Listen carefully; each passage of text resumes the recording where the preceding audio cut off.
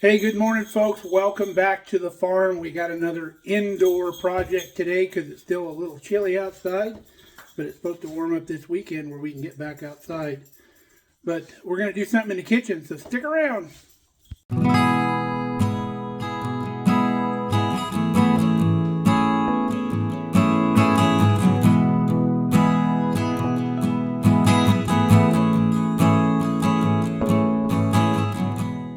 So we are running low on our chili powder, and we make our own here at Markelly Farm, but we put it in this container because it's pretty convenient. So if you've never made your own chili powder, we'll show you how to do it. Now, most people don't know that there's two types of chili powder. The chili powder that you use to make like chili and stuff like that is chili with an I. There's another chili powder with an E on the end that is just pure ground chilies. There's no other spices in with it. Whereas a good chili powder will be mixed with other spices. So it's kind of a more complete chili powder. And what we're going to make today is chili with an I powder that's got other things in it. So let's go over some of the ingredients and get making them. So the two chilies that we're going to use are readily available in most grocery stores. I can even get them here in Middle Nebraska. So they've got to be fairly available. So we're going to use ancho chilies, which is this one right here, which is a dry poblano. So once the chili is dry, they change the name.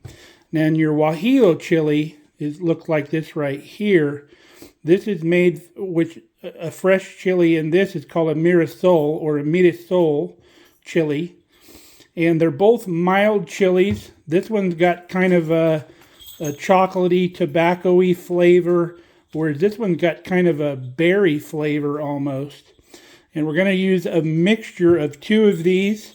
You could throw in any kind of chilies you want, whatever suits your desires. These are both mild chilies, so you're not going to get a lot of heat from these, so it gives you more of a versatile chili powder. So if you have somebody like Kelly that's not a big fan of heat, you can still get the chili flavor. So let's just get this going. We're going to need 4 of the anchos and 4 of the guajillos. So what we're going to do is we're going to take the stems and the seeds out of them. You can just pop the tops off of those. There's lots and lots of seeds in these things. You dump them out.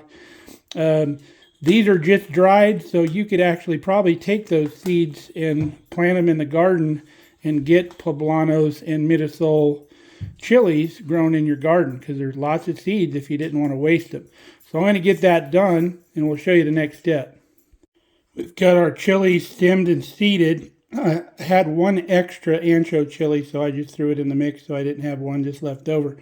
Now all these guajillo chilies, if I don't want to keep these for the next time I make chili powder, these are easily rehydrated in some warm water. You just let them sit for like half a day in warm water, and then you can use these in fajitas or any type of Mexican dish. They'll rehydrate fairly well. But you can see how many seeds we got out of these. We're not going to save these. So these are going to go in the bin, and then we'll start working on our peppers. Our first order of business is to chop these with a chef's knife into smaller pieces because we're going to put these in a blender and we're going to turn these into a powder. And if you don't chop them up into smaller pieces, they just kind of want to spin around in the blender and not chop up. So we'll do that next. We've got our chilies chopped up real nicely. So we're going to give these a whirl in the blender now. The blender we're going to use is our Ninja that we use. It's got 2 sets of blades, which works out really nice for chopping things up like this. So let's get our peppers into the blender, or chilies. Now anytime you go out and buy a blender, make sure you either have a square-sided blender, like you see on like the Vitamix blenders, or if not, make sure your blender at least has these ribs on the inside. And what that does is it keeps things from just spinning around in a circle and not contacting the blades. So that works out a lot better, and it's why your higher end blenders have that. So let's get our power head on here. we're going to take these babies for a spin, and this is going to take a while to get down into a powder form. We're going to have to pulse it a little bit, and probably going to take a few minutes.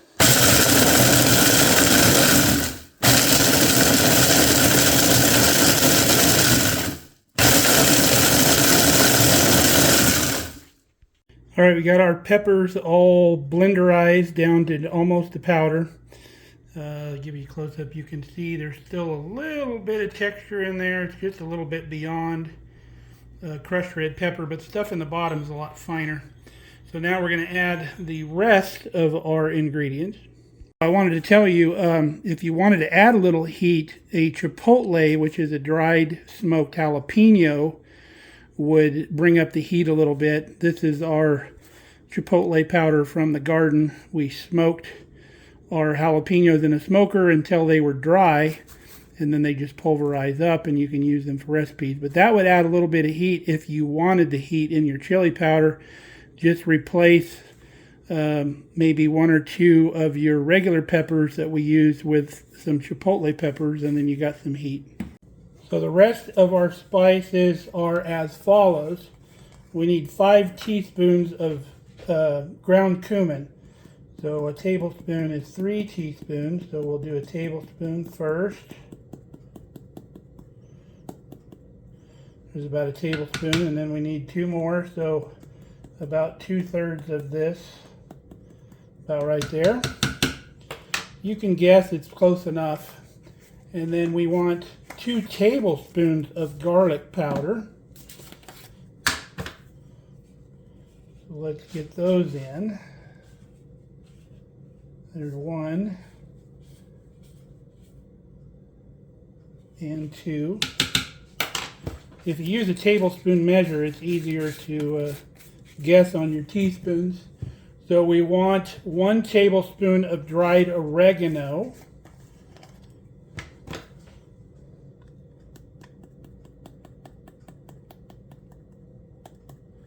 Right there. And then we want 1 teaspoon of smoked paprika. So that's going to be 1/3 of our tablespoon. About right there. And then we're good. We're going to give this a quick little spin again, just to incorporate those spices, and then our chili powder's done. All right, there's our finished chili powder. Looking real good, smells amazing. So we're going to get this poured into our jar, and that'll wrap this recipe up. I'll bring you up to date on our sprouting. This is what our sprouts are looking like. I believe this is day 4. This is our broccoli sprouts, and this is our mung bean sprouts. They're doing really well. I think we're going to get some more of those sprouts started today. We're going to do probably some radish and some alfalfa sprouts. We'll get those going, so we got kind of a succession. So hope you enjoyed our chili powder making video. Easy stuff to make, and it's so far above what you buy at the store.